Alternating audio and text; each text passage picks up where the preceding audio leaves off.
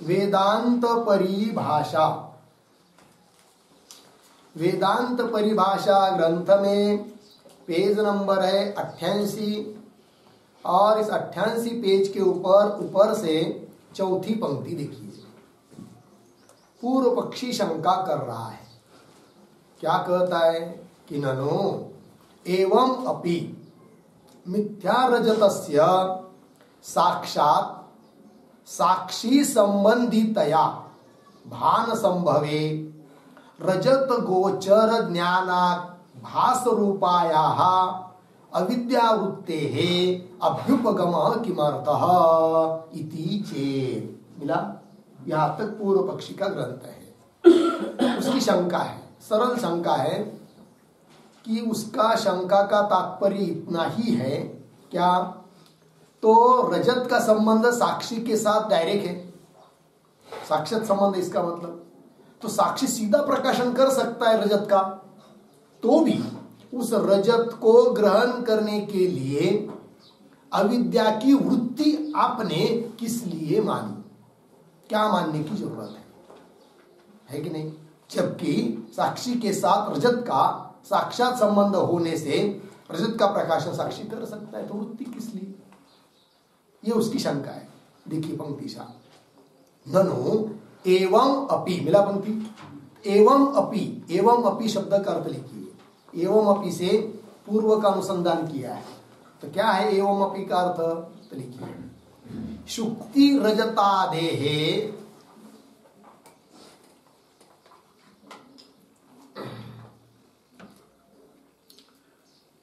शुक्ति रजतादेहे इदमाकार अनुभव,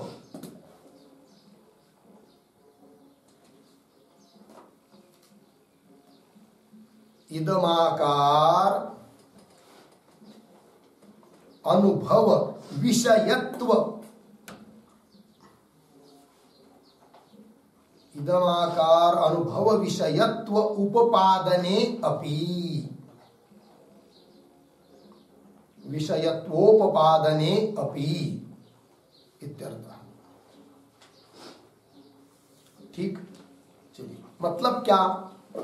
तो पीछे में क्या किया इसके ऊपर कल के भाग में, तो प्रश्न था कि रजत यदि साक्षी के ऊपर अध्यस्त है तो रजत की प्रतीति अहम रजतम ऐसी होनी चाहिए, पूर्व पक्षी बोला था।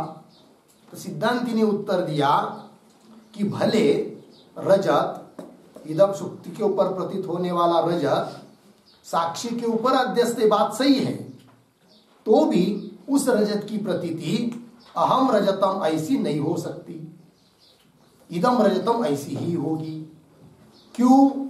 उसका कारण बताया था कि जिस अविद्या का परिणाम अध्यस्त पदार्थ होता है, उस अविद्या के लिए सहकारी कारण करके संस्कार की जरूरत है, और संस्कार अनुभव से उत्पन्न होता है, और वह अनुभव, पूर्व का अनुभव जिस आकार का रहेगा उसी आकार के संस्कार उत्पन्न होते हैं, और उसी संस्कार के अनुसार उसी प्रकार का इस काल में अध्यस्त पदार्थ का अनुभव होता है। तो शुक्ति के ऊपर प्रतीत होने वाला रजत यह अध्यस्त पदार्थ है, और उस अध्यास के लिए अविद्या के साथ पूर्व संस्कार की जरूरत है, और वो पूर्व का संस्कार पीछे के अनुभव से, सत्य रजत का अनुभव से है। तो सत्य रजत जहां भी देखा होगा वहां उस समय उस रजत का अनुभव इदम रूप से था कि अहम रूप से था? इदम रूप से, अहम रजतम ऐसा अनुभव नहीं है, इदम रजतम ऐसा अनुभव है, अतः संस्कार भी वैसे रहे। अतः इस समय शुक्ति के ऊपर रजत प्रतीत होते समय इदम रजतम इस रूप से ही अनुभव होगा, अहम रूप से नहीं होगा, भले वह रजत साक्षी पर अध्यस्त है तो भी।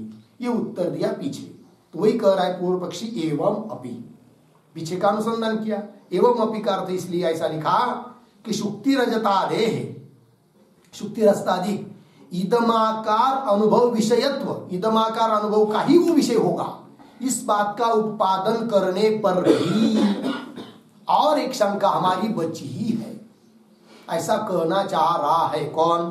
पूर्व पक्षी। ननो एवं अपि मिला पंक्ति। तो मिथ्या रजतस्य, मिथ्या रजत मतलब शुक्ति के ऊपर प्रतीत जो रजत, ठीक है। मिथ्या रजतस्य साक्षात, साक्षी संबंधितया, उस रजत का संबंध साक्षी के साथ कैसा है? साक्षात। साक्षात का मतलब क्या? तो साक्षात के ऊपर एक शब्द लिखिए, वृत्तिम विना।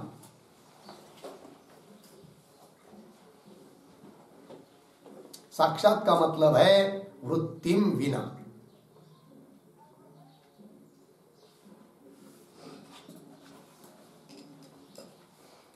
वृत्ति के बिना, साक्षी के साथ साक्षात संबंध है किसका?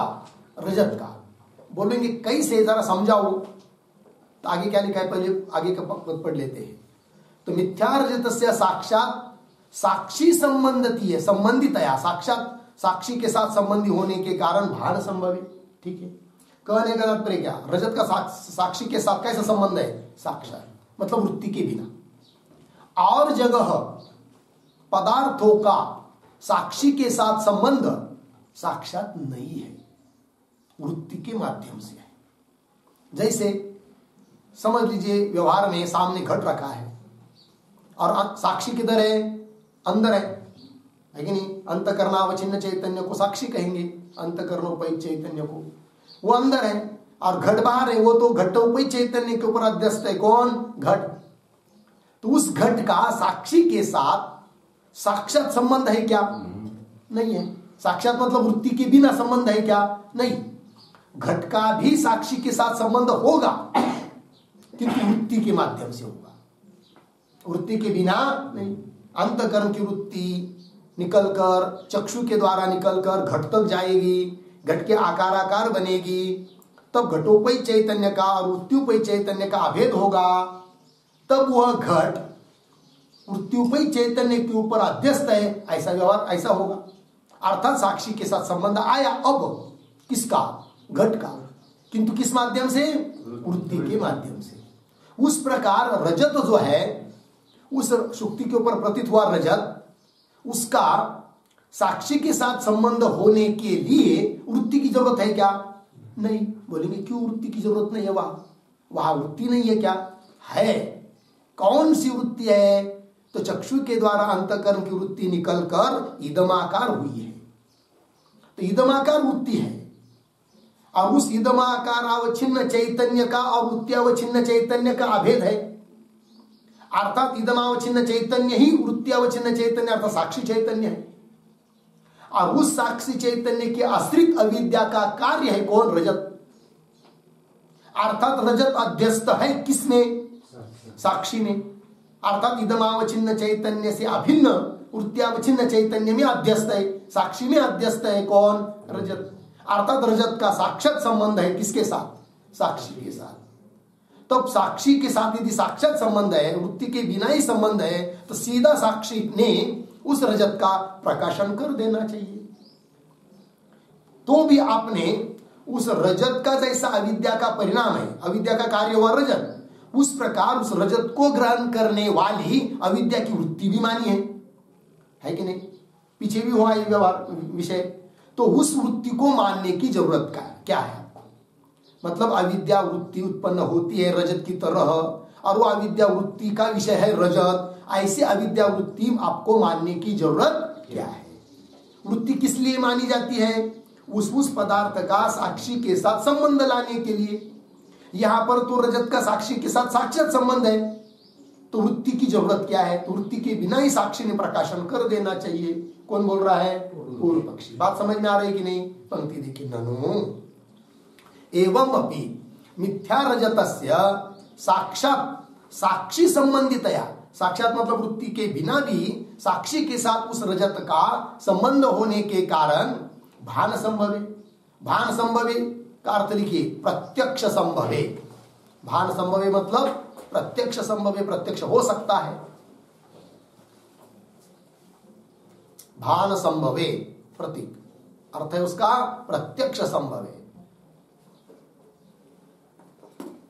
ठीक, यदि प्रत्यक्ष हो सकता है तो रजत गोचर ज्ञानाभास रूपाया, रजत गोचर मतलब रजत को विषय करने वाली ज्ञानाभास रूप जो अविद्यावृत्ते है, ज्ञानाभास रूपाया अविद्यावृत्ते है अभ्युपगम किमर्थः। ठीक, तो पद आया यहां पर रजत गोचर ज्ञानाभास रूपाया, उसके लिए एक शब्द लिखिए पर्यायवाची रजत ज्ञानाकाराया, रजत ज्ञानाकाराया,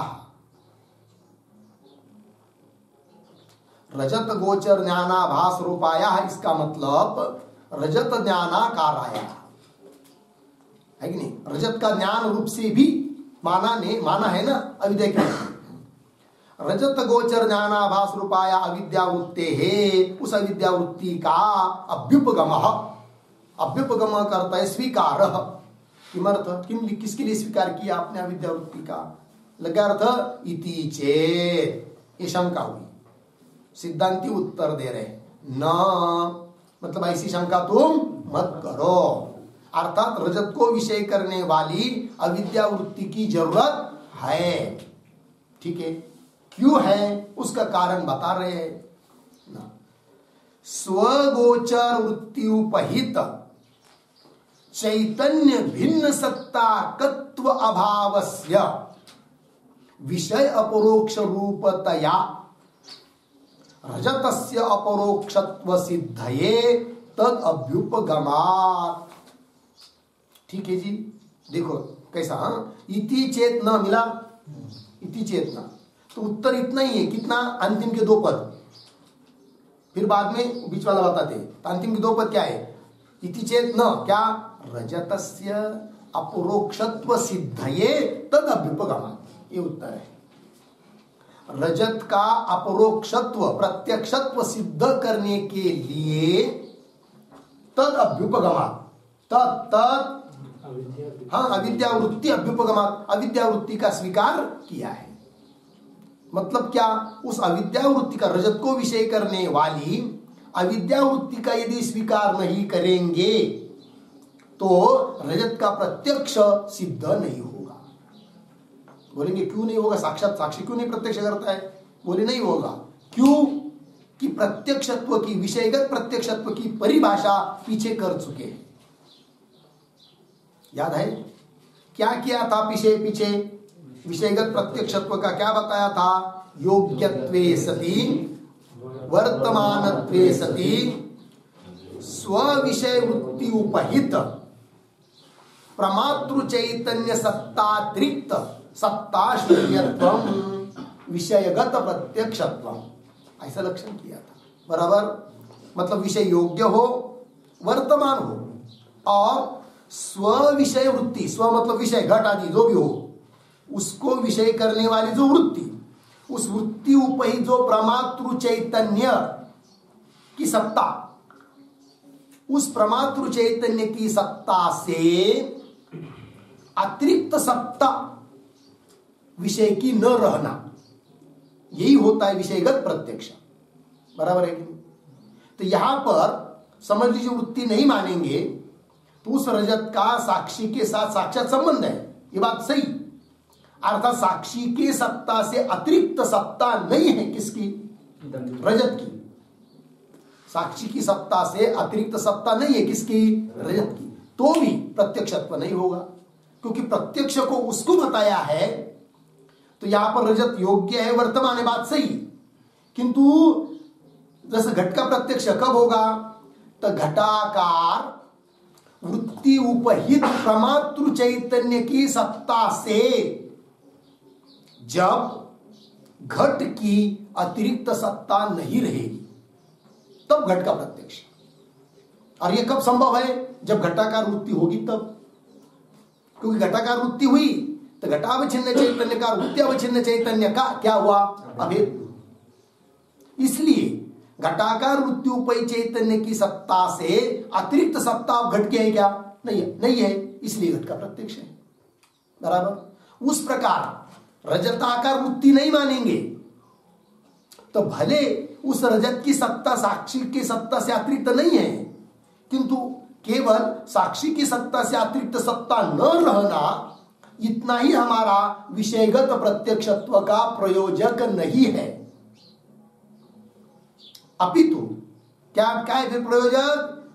स्व-विषयक वृत्ति चाहिए। स्व-विषय घटादि या रजत, तो स्व-विषयक रजत विषयक जो वृत्ति, चाहे वो वृत्ति अंतकरण की हो चाहे विद्या की हो, उससे कोई मतलब नहीं है। लगे अर्थ? तो स्व हुआ कौन? रजत। स्व विषयक वृत्ति, रजत विषयक वृत्ति उपहित जो चैतन्य, प्रमातृ चैतन्य, उस प्रमातृ चैतन्य की सत्ता से अतिरिक्त सत्ता रजत की न रहे, इसलिए रजताकार वृत्ति मानी है। लग गया कि नहीं? वृत्ति नहीं मानते तो रजत का प्रत्यक्ष नहीं होगा। लग गया? क्योंकि प्रत्यक्ष लक्षण उसमें घटेगा ही नहीं, बरोबर। इसलिए वृत्ति मानी है। तो बोलेंगे कौन सी वृत्ति मानी है आपने? तो अविद्या वृत्ति मानी है। कौन वृत्ति मानी है? तो अविद्या वृत्ति में आया हुआ चैतन्य, ठीक है, उसकी सत्ता से अतिरिक्त सत्ता नहीं है फिर किसकी? रजत की। और अविद्या वृत्ति में आया हुआ चैतन्य वही इदमावच्छिन्न चैतन्य है, ठीक है ना, इसलिए प्रमातृ चैतन्य है वो। ठीक, पंक्ति देखिए भाई, इति चेत न स्वगोचर वृत्ति उपहित, मिला? स्वगोचर वृत्ति उपहित चैतन्य उस चैतन्य की सत्ता से अतिरिक्त सत्ता का अभाव, ऐसा बोलिए। चाहे स्वगोचर वृत्ति उपहित चैतन्य भिन्न, चैतन्य की भिन्न सत्ता, उस सत्ताकत्व का अभाव, अर्थ दोनों का एक ही है।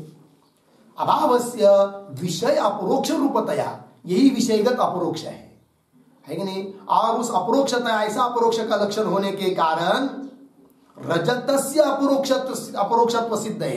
रजत का अपरोक्षत्व सिद्ध करने के लिए तद अभ्युपगमात्, उस वृत्ति का स्वीकार किया गया है। लग गया? ठीक।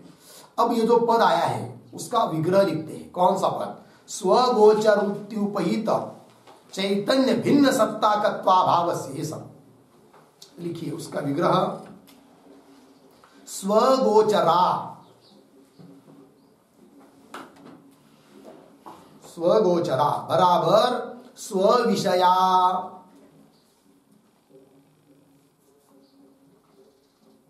स्वविषया या वृत्ति,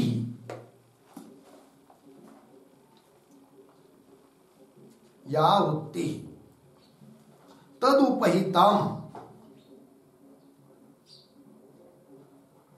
तदुपहितम यत् चैतन्यम, तदुपहितम यत् चैतन्यम, अर्धविराम, तद भिन्ना, तद भिन्ना सत्ता यस्य, सत्ता यस्य तद्भाव,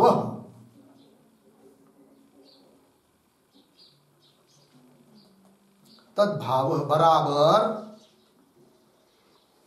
स्वगोचर वृत्ति उपहित, स्वगोचर वृत्ति उपहित चैतन्य भिन्न सत्ताकत्वम, चैतन्य भिन्न सत्ताकत्वम, अर्धविराम, तद अभावस्य, तद अभावस्य, ठीक है। फिर वो पूरा पद आ जाएगा। तद अभावस्य मतलब स्वगोचर वृत्ति उपहित चैतन्य भिन्न सत्ताकत्वाभावस्य इति विग्रह, ये विग्रह हुआ, ठीक है। अर्थ देखिए भाई, स्वगोचरा मूल का पद देखते हुए टिप्पणी देखिए। स्वगोचरा स्वविषया, स्व मतलब वही रजत घट अति विषय जो भी होगा, स्वविषया या वृत्ति ही, जो वृत्ति है, उस तदुपहितम अर्थात वृत्ति उपहित, उपहितम यत् चैतन्यम, जो चैतन्य है, और तद भिन्ना सत्ता यस्य, उससे भिन्न है सत्ता जिसकी, उसको कहेंगे, क्या कहेंगे? स्वगोचर वृत्ति उपहित चैतन्य भिन्न सत्ताकत्व। वृत्ति घट तक नहीं गई है तो घट कैसा है? फिर ध्यान दीजिए, समझ लीजिए, बाहर घट रखा है, वृत्ति घट तक नहीं गई है तो घट कैसा है फिर? ऐसा है, स्वगोचर वृत्त्युपहित चैतन्य भिन्न सत्ताकत्व।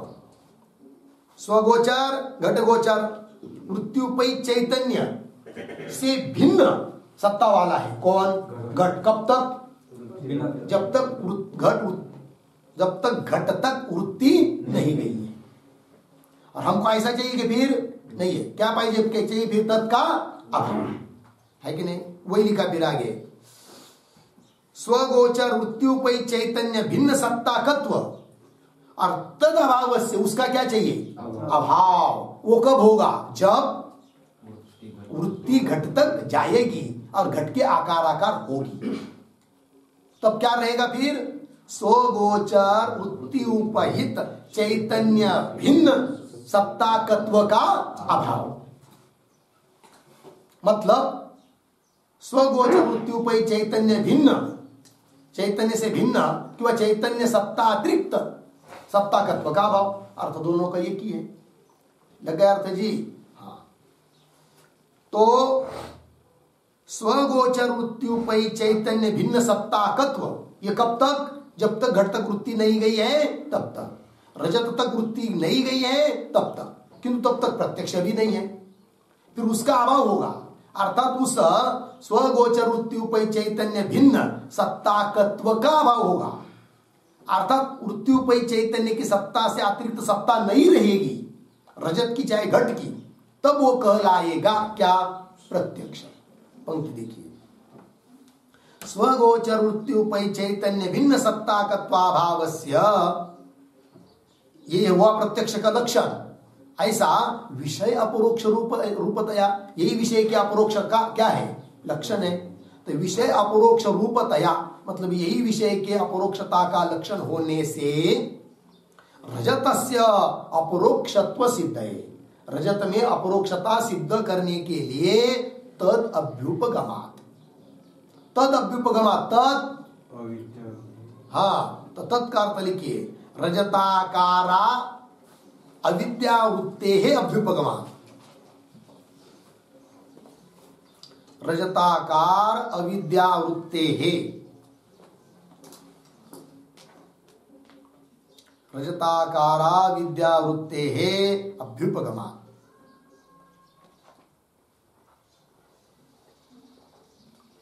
ठीक, रजताकारा विद्यावृत्तेः अभ्युपगमात्। रजताकार अविद्यावृत्ति का अभ्युपगम किया है, स्वीकार किया है। ठीक है जी। तो शंका और उत्तर समझ में आया। शंका क्या थी कि रजताकार अविद्या की वृत्ति किस लिए मान रहे हो? उत्तर क्या दिया?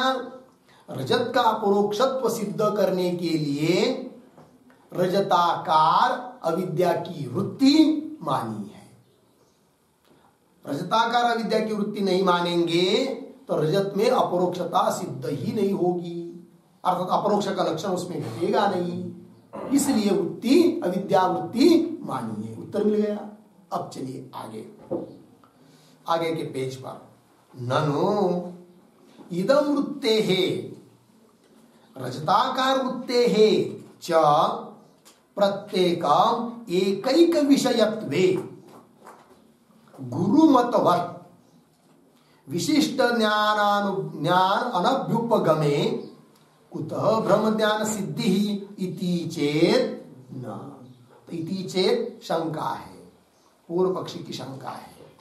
तो क्या कहना चाहता है इस शंका के द्वारा पूर्व पक्षी? उस बात को समझने के लिए जो पंक्ति आई है ननु इदम, उसके अवतरणिका के रूप में एक वाक्य लिखते हैं।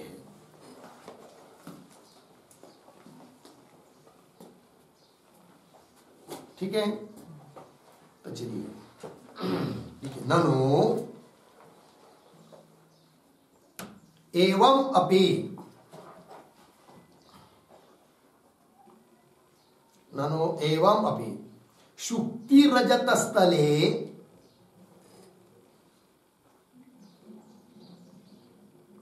शुक्ति रजत स्थले इदं रजताम इदं रजताम इत्याकारकम ज्ञानम इत्याकारकम ज्ञानम भ्रमः न स्यात्। भ्रमः न स्यात्।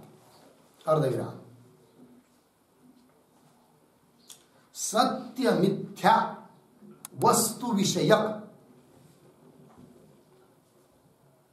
सत्य मिथ्या वस्तु विषयक एक वृत्तेः अभावात्, एक वृत्तेः अभावात्। अर्धविराम। इदमाकारांत कर्म वृत्तेः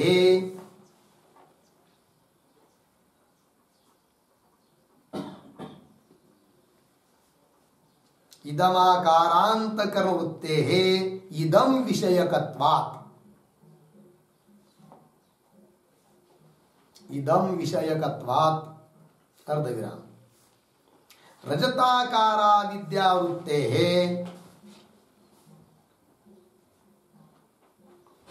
रजताकारा विद्यावृत्तेः च रजत विषयकत्वात्, रजत विषयकत्वात्। अर्धविराम। इदम अभिन्न रजत विषयक, इदम अभिन्न रजत विषयक एक विशिष्ट वृत्तेः,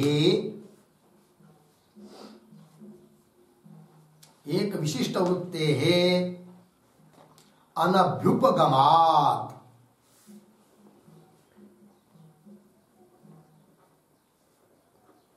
अनभ्युपगमात् इदम रजतम इत्याकारकम ज्ञानम,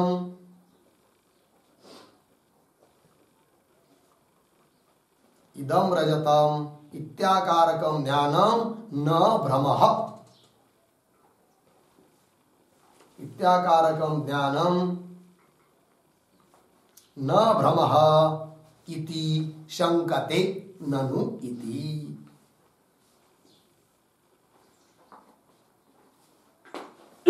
शंकते ननु इति। ठीक है, आप देखिए भाई क्या अभिप्राय है पूर्व पक्षी का। पूर्व पक्षी का सरल सरल इतना कहना है कि इदम रजतम, यह ज्ञान भ्रम नहीं है। बोलेंगे क्यों? तो भ्रम उसको कहते हैं जब एक ही वृत्ति का विषय सत्य भी हो मिथ्या भी हो, दोनों मिलाकर हो, तब तो उसको कह सकते हैं क्या? भ्रम। किंतु यहां पर तो आपने विशिष्ट वृत्ति ऐसी मानी नहीं कि जिस वृत्ति का विषय दोनों हो सत्य मिथ्या, अभी तो अलग अलग वृत्ति है। सत्य इदम को विषय, सत्य कौन है? इदम, उसको विषय करने वाली इदम वृत्ति अंतःकरण की वृत्ति मानी आपने। और इदम रजतम, इसमें जो रजत भाग है जो कि मिथ्या है, उसको विषय करने वाली वृत्ति मानी कौन सी? अविद्या वृत्ति। इदम वृत्ति का विषय इदम वृत्ति का विषय इदम पदार्थ है, अविद्या वृत्ति का विषय रजत है। तो वृत्ति भी भिन्न भिन्न है, एक अंतःकरण की एक अविद्या की, उसका विषय भी भिन्न भिन्न है।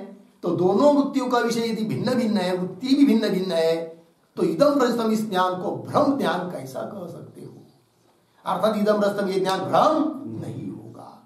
और भ्रम मानना हो तो ऐसी वृत्ति एक ही मानो कि उस वृत्ति का विषय दोनों हो रहे, सत्य और मिथ्या, तब हम कह सकते कि भ्रम है करके। ऐसा तो तुम मान नहीं रहे हो, तो कैसा ये ज्ञान भ्रम होगा? ये उसका अभिप्राय है। किसका? पूर्व पक्षी का। ठीक है, जो लिखा है अभी उसका अर्थ देखिए। ननु एवं अपि, एवं अपि मतलब पीछे का अनुसंधान, ठीक है ना। तो एवं अपि मतलब रजताकार अविद्या वृत्ति मानी है आपने, तो भी, क्योंकि अभी पीछे कहा ना रजताकार अविद्या की वृत्ति मानी है ना। एवं अपि शुक्ति रजत स्थले, शुक्ति रजत स्थल में इदम रजतम इत्याकारकम, इदम रजतम इत्याकारक जो ज्ञान है, तो ज्ञानम भ्रम न स्यात्, ये ज्ञान भ्रम नहीं होगा। कौन कहता है? पूर्व पक्षी। क्यों? कारण बता रहा है वो। न स्यात् सत्य मिथ्या वस्तु विषय, सत्य और मिथ्या दोनों प्रकार के वस्तु को विषय करने वाली एक वृत्ति अभावात, एक वृत्ति तुमने मानी नहीं, अभावात। फिर कैसा माना है? इदम आकार अंतःकरण वृत्ति, इदम आकार जो अंतःकरण वृत्ति है उसका विषय कौन? इदम विषय माना, इदम विषयकत्वात्। और रजताकार जो अविद्या वृत्ति है उस अविद्या वृत्ति का विषय कौन माना आपने? रजत को माना। तो रजताकार अविद्या वृत्ति रजत विषयकत्वात् मिला। दोनों को विषय करने वाली एक विशिष्ट वृत्ति नहीं मानी, वही लिखा आगे, इदम अभिन्न रजत विषयकम, इदम से अभिन्न रजत को विषय करने वाली एक विशिष्ट वृत्ति है अनभ्युपगमा, एक विशिष्ट वृत्ति का तुमने स्वीकार नहीं किया है। अतः इदम रजतम, इस ज्ञान को तुम भ्रम ज्ञान कैसा कह सकते हो? अर्थात ये भ्रम ज्ञान नहीं है। कौन कह रहा है? पूर्व पक्षी। तब उस पूर्व पक्षी को पूछेंगे कि भाई इस ज्ञान को भ्रम नहीं है ऐसा तुम बोल रहे हो, ऐसे इसके पहले भी किसी ने माना है? तो वो कहता है कौन? पूर्व पक्षी, हाँ पीछे माना है। बोलेंगे किसने माना है? तो गुरुमत। गुरुमत मतलब गुरुमत मतलब क्या? प्रभाकर का मत। मीमांसा के एक आचार्य है प्रभाकर, है कि नहीं? तो कुमारिल भट्ट के वो शिष्य है वैसा देखा जाए तो। कौन? प्रभाकर जी। किंतु इतने बुद्धिमान थे कि कुमारिल भट्ट भी उनको कहते थे क्या? गुरु। इसलिए उनका मत प्रसिद्ध हो गया क्या करके? गुरु मत करके। कभी कभी कोई छात्र क्या होता है, अत्यंत बुद्धिमान होता है, बहुत बुद्धि उसकी दौड़ती है, ठीक है कि नहीं? शास्त्र में दौड़ेगी तो सद्भाग्य है, और शास्त्र के बाहर के विषय में दौड़ेगी बुद्धि होने पर भी तो फिर कुछ लाभ नहीं होता है। ठीक, चलिए। तो गुरुमत, ठीक है ना? वो जो प्रभाकर जी है उन्होंने क्या किया है? यहां पर दो वृत्ति मानी है। क्या दो वृत्ति मानी है? इदम को विषय करने वाली अंतकरण की वृत्ति मानी है वो प्रत्यक्ष, और रजत अंश में स्मृति मानी है उन्होंने। क्या माना है? स्मृति माना है। ठीक है, तो दो वृत्ति अलग अलग है। दो ज्ञान, दो वृत्ति मतलब दो ज्ञान, दो ज्ञान का विवेक न रहने से उसको भ्रम बोलते हैं, किंतु वैसा देखा जाए तो वो भ्रम नहीं है, दो ज्ञान अलग अलग है। ऐसा मत है किसका? प्रभाकर का।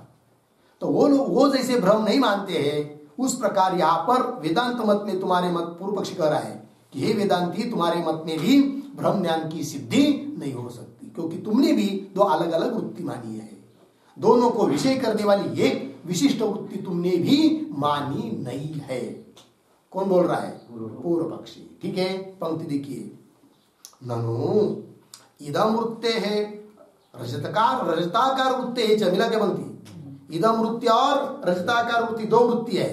इदम वृत्ते है रजताकार वृत्ते है च प्रत्येकम एकैक विषयत्वे। प्रत्येक मतलब प्रत्येक वृत्ति का, ये दो वृत्ति है कि नहीं, तो अपना अपना हर एक का अलग अलग विषय है।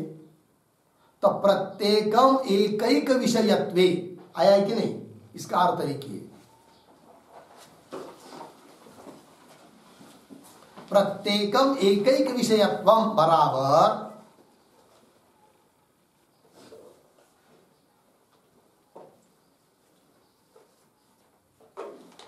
प्रत्येकम एकैक विषयत्वम बराबर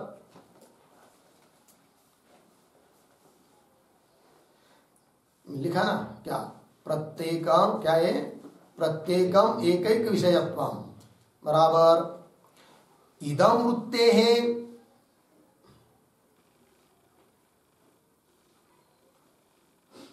इदम वृत्ते है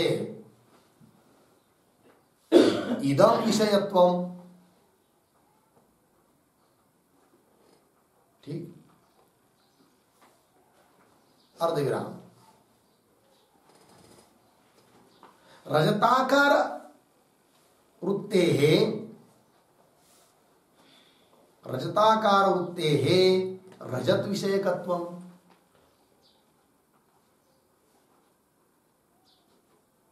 रजताकार वृत्ते है रजत विषयकत्वम इति प्रत्येकम एकैक विषयत्वम।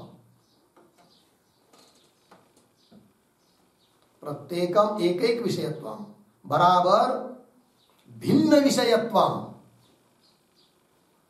प्रत्येकम एकैक विषयत्वम बराबर भिन्न विषयत्वम, अर्धविराम, न तु इदम अभिन्न रजत विषयकम, न तो इदम अभिन्न रजत विषयकम, अर्थात न विशिष्ट विषयकत्वम, न विशिष्ट विषयकत्वम इत्यर्थः, न विशिष्ट विषयकत्वम इत्यर्थः। ठीक है, चलो भाई देखो अर्थ। प्रत्येक का एक एक विषय है, अर्थात इदम वृत्ति का इदमाकार अंतकर वृत्ति है, उसका विषय इदम, रजताकार जो अविद्या वृत्ति है उसका विषय कौन? रजत। तो प्रत्येक का भिन्न भिन्न विषय हुआ, अर्थात इदम भिन्न रजत विषयक, इदम भिन्न रजत विषयकत्व नहीं है, नहीं है, मतलब विशिष्ट विषयकत्व नहीं है। विशिष्ट को विषय करने वाली वृत्ति आपने नहीं मानी, अपितु भिन्न भिन्न विषय को ग्रहण करने वाली भिन्न भिन्न वृत्ति मानी। यही अर्थ हुआ प्रत्येकम एकैक विषयत्वे, लगाया एक एक विषयत्व होने पर विषयत्वे सती, क्या गुरु मतवत पद है कि नहीं? गुरु मतवत का अर्थ लिखे प्रभाकर मतवत,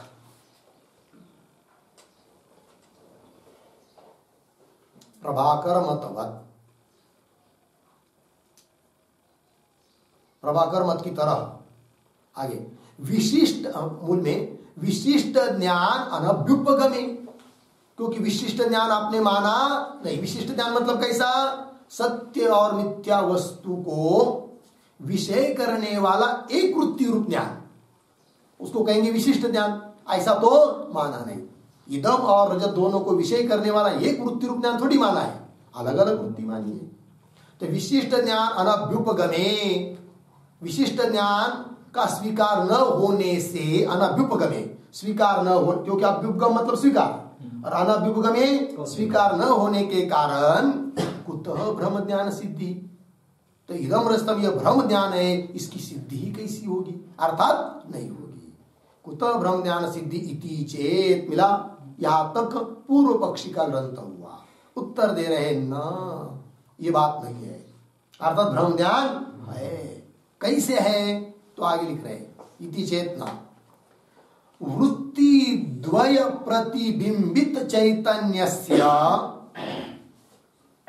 एकस्य सत्य मिथ्या वस्तु तादात्म्य अवगाहित्वेन भ्रमत्वस्य स्वीकारात्। भ्रम हम क्यों स्वीकार करते हैं यहां पर, उसका उत्तर दे रहे हैं। तो वृत्ति द्वय प्रतिबिंबित, वृत्ति द्वय कौन दो वृत्ति? इदमाकार वृत्ति, रजताकार वृत्ति, ये दो वृत्ति हुई। ठीक है, उस वृत्ति द्वय प्रतिबिंबित, दो वृत्तियों में प्रतिबिंबित मतलब वृत्तियों में अभिव्यक्त चैतन्य, चैतन्य रूप अनुभव है कि नहीं? तो दो वृत्ति है और दो वृत्तियों में प्रतिबिंबित चैतन्य है, किंतु वो दो वृत्ति में प्रतिबिंबित चैतन्य दो नहीं है, वो तो एक ही है।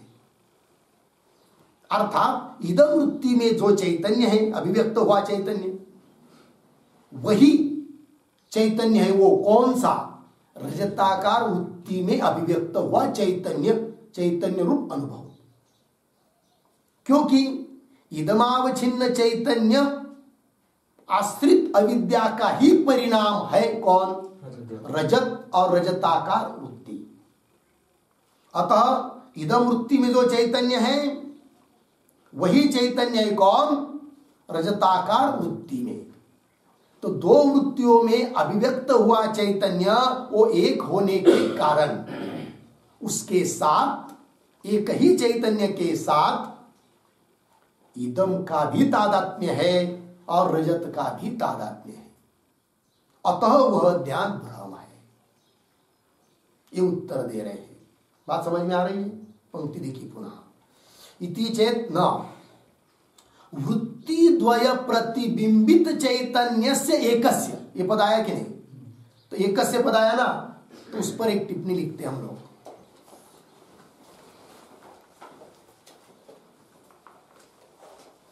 यद्यपि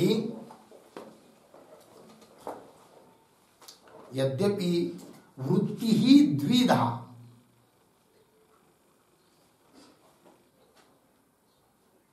वृत्ति ही द्विधा अर्धविराम, तथापि तद अभिव्यक्तम चैतन्यम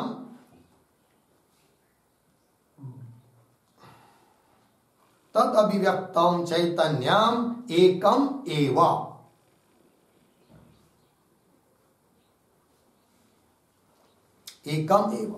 अर्धविराम, इदमाकार वृत्ति अवच्छेदेन,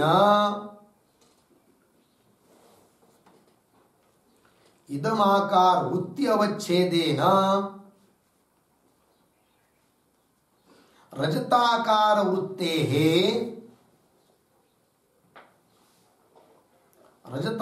वृत्तेः उदयात्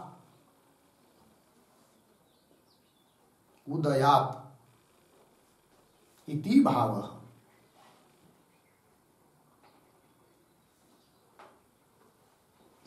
ठीक, अर्थ देखिए भाई। तो यद्यपि देखा जाए तो वृत्ति द्विधा, वृत्ति दो प्रकार की है। कौन कौन? इदमाकार वृत्ति, रजताकार वृत्ति। वृत्ति दो है, एक अंतकरण की है, एक अविद्या की है। ये बात तो सही है। तो भी तथापि तद अभिव्यक्तम, तद मतलब उस वृत्ति में अभिव्यक्त, जैसे घटाकार वृत्ति होती है व्यवहार में, तो घटाकार वृत्ति हुई, इसका मतलब घटोपय चैतन्य उस वृत्ति में अभिव्यक्त हुआ, अतः अयम घट, यह ज्ञान होता है। पटाकार वृत्ति हुई, मतलब पटोपय चैतन्य उस वृत्ति में अभिव्यक्त होता है, अतः अयम पट, यह बुद्धि होती है। लगा? उस प्रकार यद्यपि वृत्ति द्विधा तथापि तद अभिव्यक्तम, उस वृत्ति में अभिव्यक्तम चैतन्यम एकम एव, चैतन्य एक ही है। कैसे, क्यों एक है? तो बता रहे, इदमाकार वृत्ति अवच्छेदन, इदमाकार वृत्ति अवच्छिन्न में ही उदित हुई है कौन? रजताकार वृत्ति। क्योंकि इदमाकार वृत्ति अवच्छिन्न चैतन्याश्रित अविद्या का ही परिणाम है कौन? रजत और रजताकार वृत्ति। अतः इदम वृत्ति में जो चैतन्य है वही चैतन्य है कौन? इदमाकार वृत्ति में। तो दोनों चैतन्य में, दोनों वृत्तियों में एक ही चैतन्य क्या हुआ है? अभिव्यक्त हुआ है। देखिए भाई, इदमाकार वृत्ति अवच्छेदेन रजताकार वृत्तेः उदयात् इति भावः। मिला? चलिए आगे, हाँ, मूल में इति चेतना वृत्ति द्वय प्रतिबिंबित चैतन्य से एकस्य। मिला ना? आगे देखिए, फिर सत्य मिथ्या वस्तु, ये पंक्ति आ रही है ना, तो उसके लिए अवतरणिका के रूप में एक छोटा सा वाक्य लिखिए सत्य पद के पहले। वृत्ति द्वयाभिव्यक्त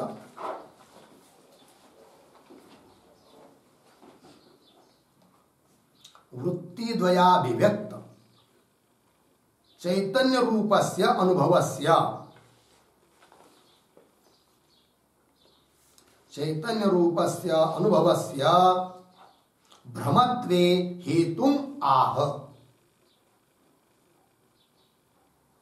भ्रमत्वे हेतुम आह सत्य इति। ठीक है जी। चलिए, मतलब दो वृत्तियों में अभिव्यक्त जो चैतन्य है, उस चैतन्य रूप अनुभव भ्रम रूप है। क्यों? उसका कारण अभी बता रहे हैं। अभी तक क्या बताया? फिर दो वृत्तियों में अभिव्यक्त चैतन्य एक ही है, इतना बताया। अब वो अनुभव रूप एक चैतन्य है कि नहीं, वो भ्रम रूप क्यों है, इसका कारण बता रहे आगे। तो वृत्ति द्वय प्रतिबिंबित चैतन्यस्य एकस्य सत्य मिथ्या वस्तु तादात्म्य अवगाहित्वेन, है कि नहीं, उस तादात्म्य अवगाहित्वेन, अवगाहित्वेन इसका अर्थ लिखिए विषयकत्वेन, विषयकत्वेन।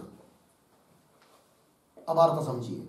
सत्य मिथ्या वस्तु, सत्य वस्तु इदम, मिथ्या वस्तु रजत, ठीक है, तो सत्य वस्तु के भी तादात्म्य का अवगाहन कर रहा है, सत्य वस्तु के तादात्म्य को भी विषय कर रहा है वो चैतन्य, चैतन्य रूप अनुभव है कि नहीं। और मिथ्या वस्तु जो रजत, उसके तादात्म्य को भी विषय कर रहा है कौन?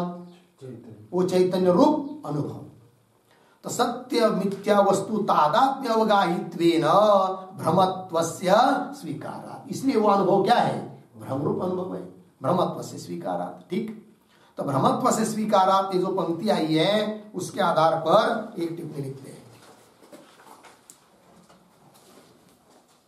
लिखिए, वृत्ति द्वयाभिव्यक्त, वृत्ति द्वया, वृत्ति है कि नहीं? हाँ, वृत्ति द्वयाभिव्यक्त चैतन्यस्य, वृत्ति द्वयाभिव्यक्त चैतन्यस्य इदमी रजते तत्तादात्म्ये च, तत्तादात्म्ये च तादात्म्य रूप विषयता सत्वात्, तादात्म्य रूप विषयता सत्वात्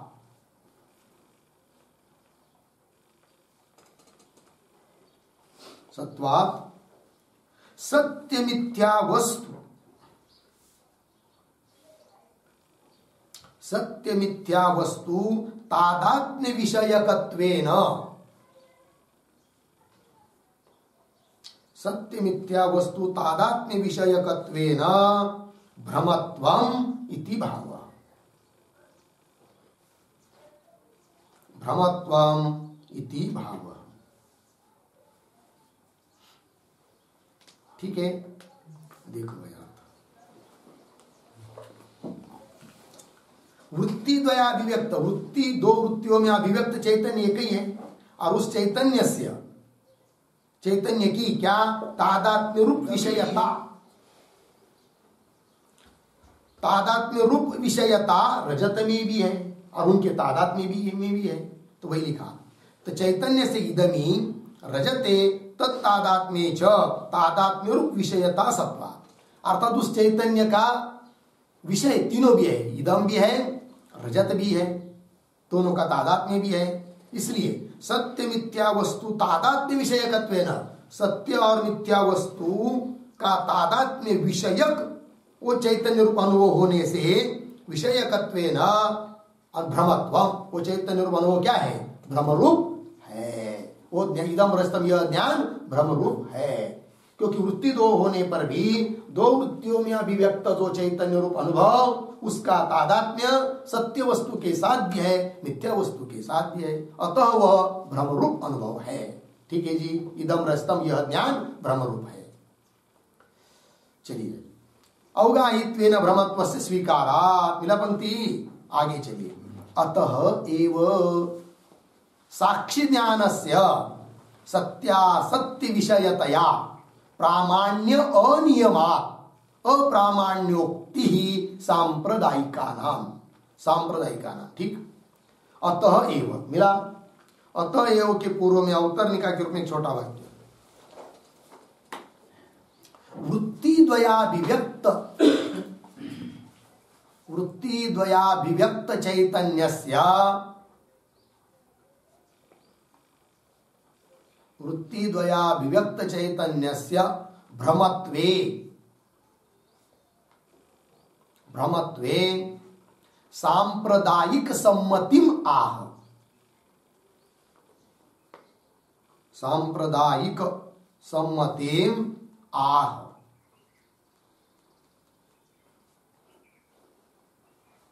अतएव इति अर्थ देखिए, वृत्ति द्वयाभिव्यक्त चैतन्य से, दो वृत्तियों में अभिव्यक्त जो चैतन्य है अर्थात चैतन्य रूप अनुभव है, वह भ्रम रूप है। इसमें सांप्रदायिक लोगों की सम्मति दे रहे हैं, अर्थात वो अनुभव भ्रमरूप है। इस बात के लिए सम्मति किनकी? सांप्रदायिकों की, वेदांत सांप्रदायिक आचार्यों की, ये कह रहे हैं।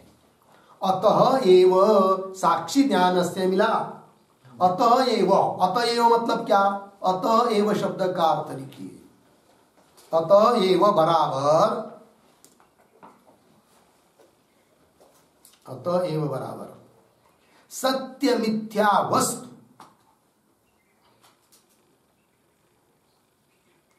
सत्य मिथ्या वस्तु तादात्म्यावगाहिनः,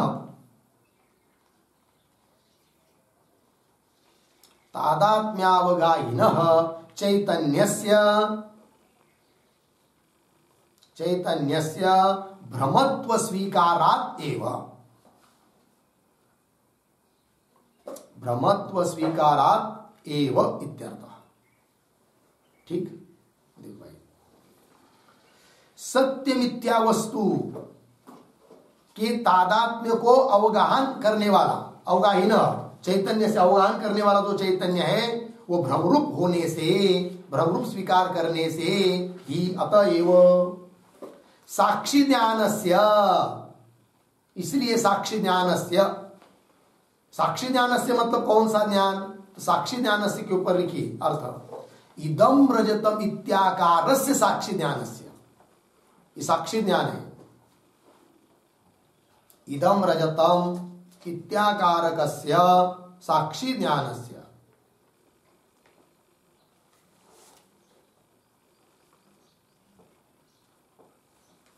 इदम रजतम इत्याकारकस्य साक्षी ज्ञानस्य। ठीक, आगे चलिए। तो अतएव साक्षी ज्ञानस्य सत्यासत्य विषयतया, इदम रजतम ये जो साक्षी ज्ञान है उसका विषय सत्य भी है असत्य भी है। सत्य कौन? इदम, असत्य कौन? रजत। तो सत्य असत्य विषयतया प्रामाण्य अनियमात, इसलिए वो साक्षी ज्ञान प्रमाण नहीं है। प्रामाण्य अनियमात मतलब प्रमात्वाभावात, प्रामाण्य अनियमात का अर्थ लिखिए प्रमात्वाभावात, वो प्रमाण नहीं है।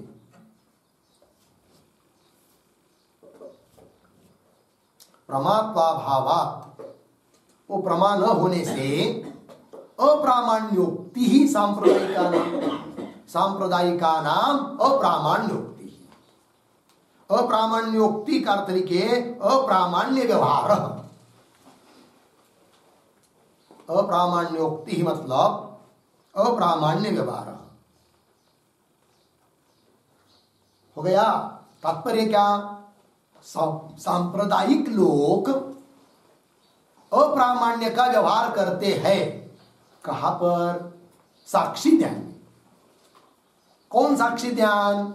इदम रजतम इत्याकार जो साक्षी ज्ञान है वह प्रमाण नहीं, अप्रामाण्य है। ऐसा व्यवहार करते हैं कौन? सांप्रदायिक लोग। किंतु क्यों उस साक्षी ज्ञान में अप्रामाण्य का व्यवहार करते हैं सांप्रदायिक लोग? इसलिए कि वह साक्षी ज्ञान सत्य और असत्य दोनों को विषय कर रहा है, इसलिए वो प्रमाण नहीं है। जैसे अयम घट यह ज्ञान केवल व्यवहारिक सत्य घट को ही विषय कर रहा है, बराबर, इसलिए प्रमा है। किंतु इदम रजतम यह ज्ञान, साक्षी ज्ञान जिसको कहते हैं, वह साक्षी द्वारा प्रकाशित होने से साक्षी ज्ञान है, अतः वह प्रमाण नहीं है। क्यों? कि वह ज्ञान सत्य और असत्य दोनों को विषय कर रहा है, इसलिए उसमें प्रमात्व नहीं है, प्रमात्व का अभाव है।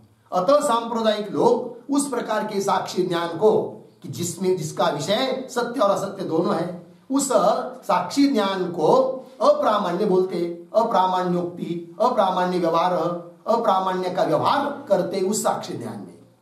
अर्थात वो ब्रह्म ज्ञान जो है कि नहीं, क्या लिखा था कि वृत्ति द्वय में अभिव्यक्त चैतन्य, अर्थात वो साक्षी ज्ञान वो भ्रमरूप है। इसमें सांप्रदायिक लोगों की क्या हो गई?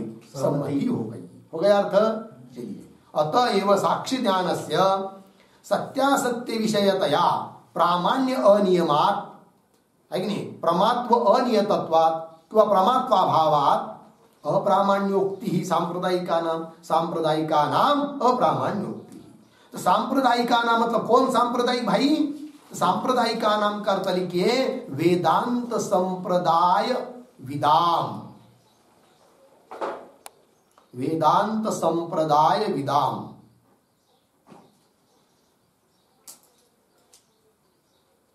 वेदांत संप्रदाय को जानने वाले आचार्य लोग, प्रामाण्य व्यवहार, हाँ, और प्रामाण्य व्यवहार करते उस साक्ष्य ज्ञान में, क्योंकि वो साक्ष्य ज्ञान सत्य असत्य दोनों को विषय कर रहा है। लग गया अर्थ? हाँ, ये बात हो गई। फिर आगे ननु करके पुनः पूर्व पक्षी कुछ शंका कर रहा है, उसका विचार हम लोग कल करेंगे। ठीक है। ओम पूर्णमदः पूर्णमिदं पूर्णात् पूर्णमुदच्यते पूर्णस्य पूर्णमादाय पूर्णमेवावशिष्यते। ओम शांति शांति शांति।